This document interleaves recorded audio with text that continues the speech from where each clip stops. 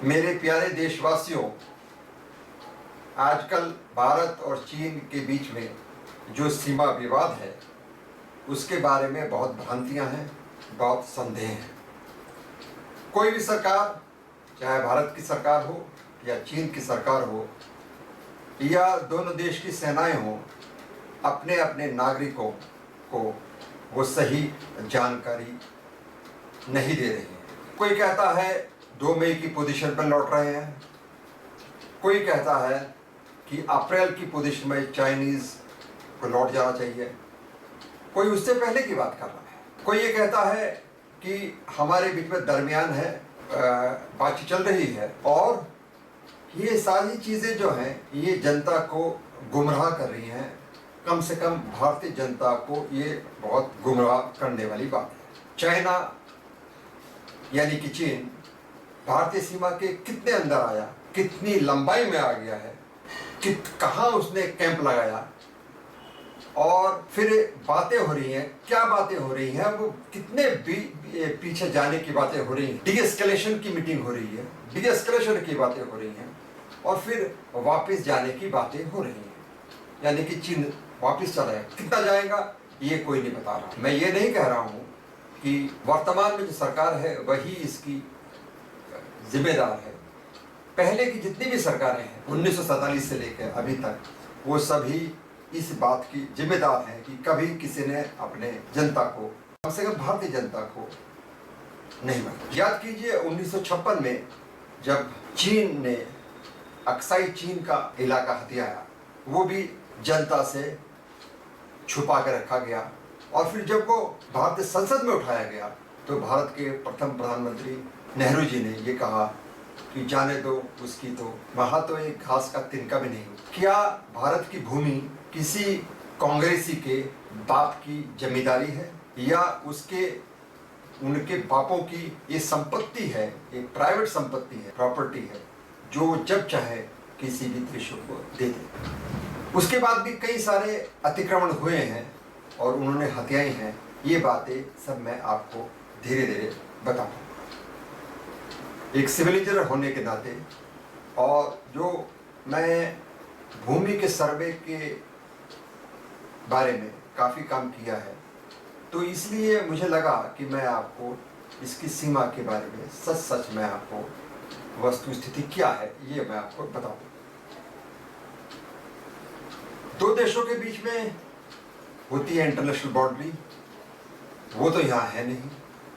यहाँ पर है लाइन ऑफ एक्चुअल कंट्रोल, यानी कि LAC।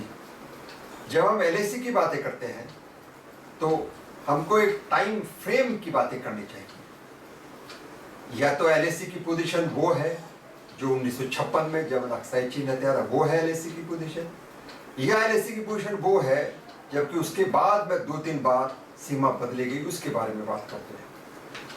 चलिए हम ये मान लेते हैं कि जनवरी 19 की जो सीमा है उसको LAC मानकर हम बातें आगे करते हैं। ये कोई लाइन ऑफ एक्चुअल कंट्रोल कोई मिस्टीरियस या कोई रहस्यवादी चीज तो है नहीं। हर चीज का LAC की GPS कोऑर्डिनेट पता करके कोई भी नक्शे पर LAC की लाइन खींच सकता है, जो कि एक साधारण एक लड़का भी कर सकता है अपने GPS इक्विपमेंट से लेकर। तो ये मान लेते हैं कि वो GPS की वो जो LAC है वो GPS कोऑर्डिनेट के साथ में एक नक्शे पर खींची हुई, और ये इतना मुश्किल भी नहीं है कि कोई इसको खींच सके। ये बड़े आसान सी चीज है। इस LAC के दोनों तरफ एक लाइन ऑफ नो पेट्रोलिंग होती है, नो पेट्रोलिंग लाइन। वो कितने दूर होती है? 1 kilometre, 2 kilometre, 3 kilometre, 4 kilometre, 5 kilometre या 10 किलोमीटर। इसके बारे में भी अपने अपने देश अपनी अपनी जनता को छिपा के रखते हैं।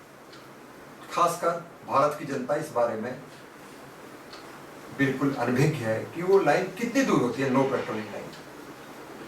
तो इस तरह से जमीन पर 3 लाइनें हुई। यहां हम ये मान के चलते हैं कि जो लाइन ऑफ नो पेट्रोलिंग है वो LOC से 2 किलोमीटर इधर या उधर होती है। तो इसलिए जमीन पर सिर्फ 3 लाइन हुई। चाइना के अधिकार वाली नो पेट्रोलिंग लाइन, उससे 2 किलोमीटर इधर फिर हुई लाइन ऑफ एक्चुअल कंट्रोल, उसके इधर हुई 2 किलोमीटर दूर no patrolling line of Indian territory. तो 3 लाइनें हुई। बताया कि इस लाइन ऑफ एक्चुअल कंट्रोल और लाइन ऑफ नो पेट्रोलिंग के बीच में डिस्टेंस कितना होता है, ये जनता के बारे में इसमें बहुत संदेह है। क्यों नहीं बताते? कारण तो सेना बता सकती है, भारत सरकार बता सकती है। ना तो हमारी भारतीय सरकार ना ही सेना हमको ये बता रही है कि चीन ने किया क्या है, कितना अतिक्रमण किया है, या वो अपने हिस्से वाली जो लाइन ऑफ नो पेट्रोलिंग है उससे कितनी दूर चलाया, या वो LAC को क्रॉस कर गया है, हमारे क्षेत्र में आ गया है, या वो हमारे क्षेत्र की जो नो पेट्रोलिंग लाइन है उसको भी क्रॉस कर गया, और कितना क्रॉस कर गया है, and with respect to what. इसके बारे में बिल्कुल कोई भ्रांतियां, संदेह हैं। जनता को बिल्कुल ही एक तरह से कुछ नहीं बताया जा रहा है। कितना किया है, कम किया है, इसके बारे में बहुत सारे संदेह हैं। मतलब ये मानते हैं कि हमारे भी कोई 24-25 जो कि हमारी सरकार बता रही है हमको 25 लगभग हमारे सैनिक मारे गए। उनके जो हमारी सरकार बता रही है उनके भी कोई 45-50 सैनिक मारे गए हैं। हम अपने सैनिकों के बारे में सेंटिमेंटल हो रहे हैं, इमोशनल हो रहे हैं। पूरा देश इमोशनल है, पूरा देश भावनात्मक है।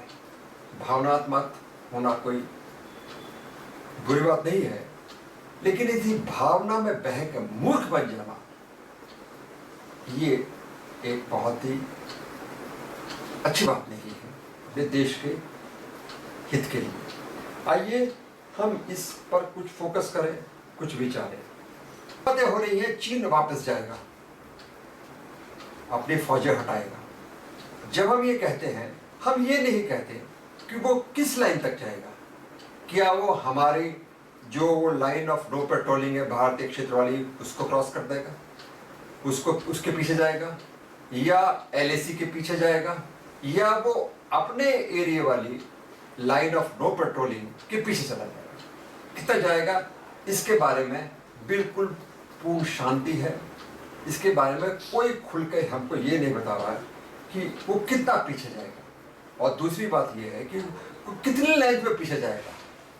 पहले तो कितनी लेंथ में उसने आ गया है with respect to which line, और उसके बाद में वो कितना पीछे जाएगा किस एरिया में। उसके बावजूद भी वो पीछे जाने के बाद भी कितने एरिया में अभी जो है हमारे किस लाइन के रेफरेंस में कितने लेंथ में अभी वो पैर जमाए बैठा है, जिससे कि बाहर जाने में आनाकानी कर रहा है।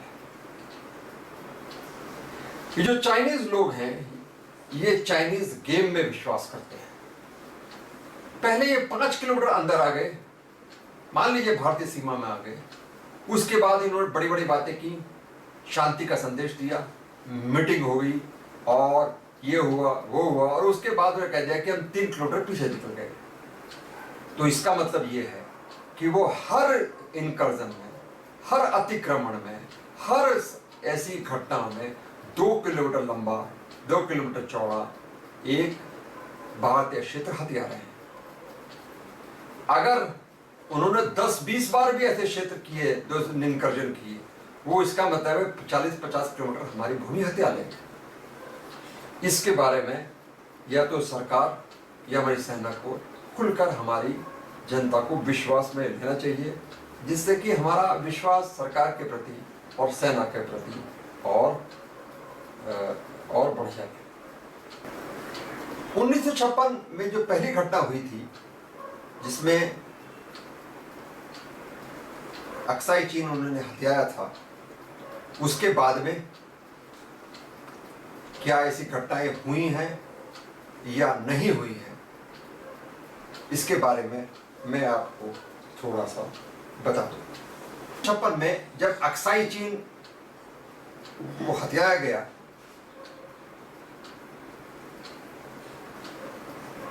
वो 38,000 स्क्वायर किलोमीटर का था। और ये जो डेटा है, ये जो आंकड़े हैं, ये पब्लिक डोमेन में है, कहीं भी कोई भी जाके इसको निकाल सकता है। 1984 में नाग संघ एक जगह है, वहां पर चीन ने अतिक्रमण किया और 300 स्क्वायर किलोमीटर का जो क्षेत्र है वो हथिया लिया।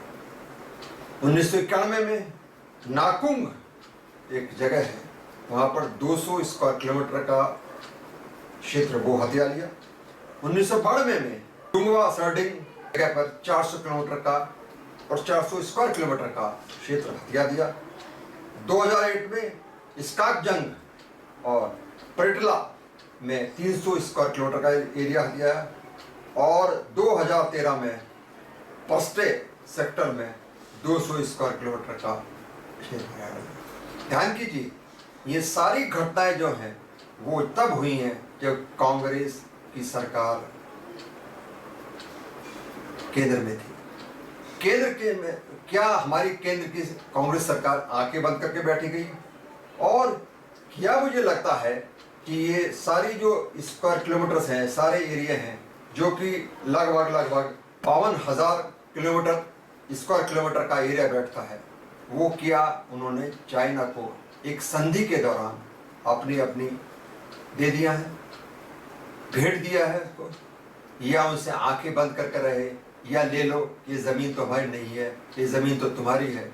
हिंदी चीनी भाई भाई के तहत उनको दान दे दिया गया, उनको गिफ्ट दे दी गई।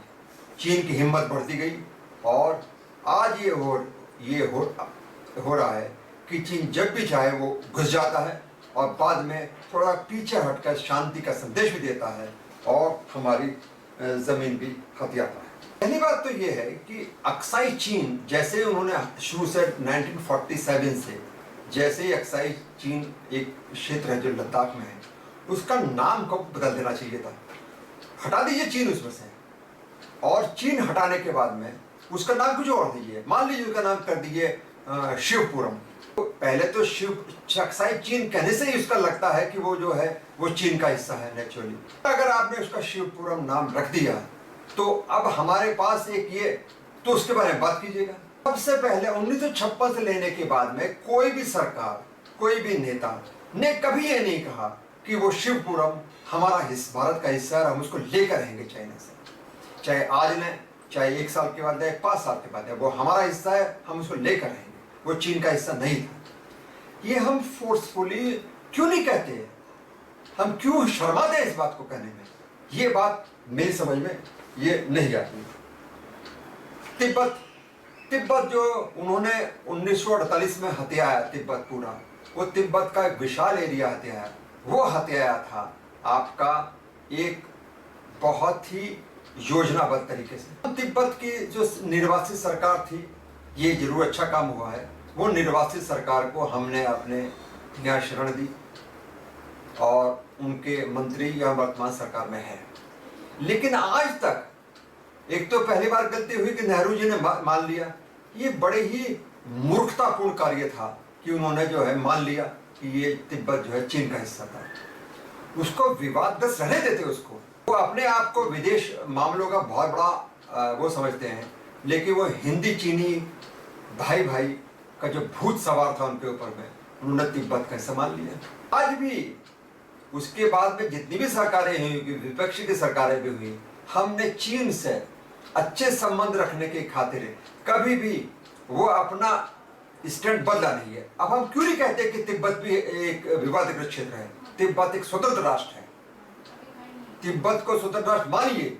देखिए, तिब्बत को जैसे स्वतंत्र राष्ट्र मानना पड़ा, आप भारत सरकार मान्यता देगी, भले ही हमें चीन से चीन क्या देने वाला है? एक्सेप्ट हमारा इंपोर्ट एक्सपोर्ट बंद हो जाएगा ना, बंद हो जाने दीजिए। वैसे भी वो आपके बंद हो ही रहा है, वहां से धीरे धीरे सारी चीजें अपने आप मैन्युफैक्चर करके, उसके अलावा तो कुछ नहीं है। तो आप जो है तिब्बत को मानिएगा, एक स्वतंत्र राष्ट्र मानिएगा तिब्बत को, उसकी जिसकी सरकार को हमने शरण दी हुई है।